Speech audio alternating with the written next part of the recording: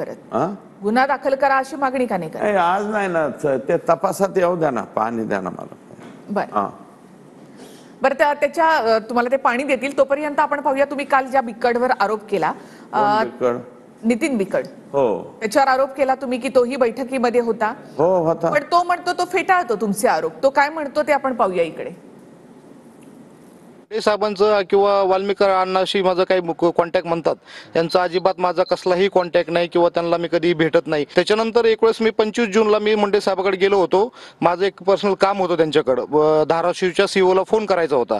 त्या संदर्भात मी त्यांना भेटायला गेलो होतो. त्या संदर्भात भेटून माझ्याकडे व्हिडिओ पण आहे. तो व्हिडिओ पण तुम्ही वाटलं तर माध्यमातून दाखवू शकतो मी तुम्हाला.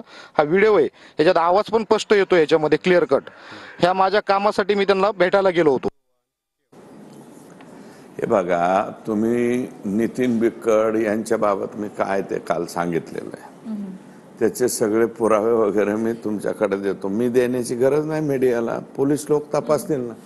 आणि तुम्ही कोणाबरोबर आमचं स्टेटमेंट बोलायला लावता, कृपया तुमच्या पाया पडून विनंती, हे लोक कोण आहेत, काय आहेत, यांचे कॅरेक्टर काय माहिती आहेत का तुम्हाला? यांच्याबरोबर आता आम्ही ड्वेल करायचं का?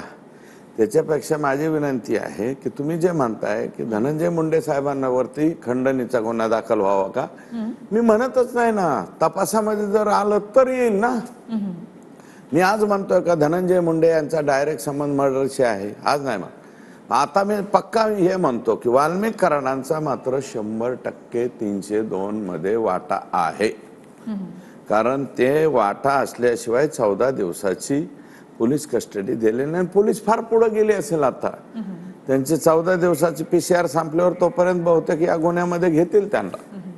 पण मग खंडणीचं आणि हत्येचं प्रकरण एकच आहे? एकच आहे, वेगळं कोणतं आहे? यांना तिथून काहीतरी मिळवायचं होतं, त्याला आडवा आला ना संतोष.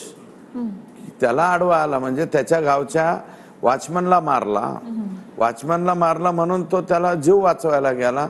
जीव वाचायला गेला म्हणजे पर्यायाने यांना त्या रूम ह्याच्यात जाता आलं नाही, कंपनीच्या गेटच्या आत. कंपनीच्या गेटच्या आत जाता आलं नाही म्हणजे खंडणी वसुलीसाठीच पाठवले होते ना, लवकर या, पैसे द्या, याच्यासाठीच पाठवलेले हे पिलावळ आहे. मग हे पिलावळ आणि त्याचा आका हे एकच आहेत. आकाच्या आदेशाशिवाय थोडे झाले.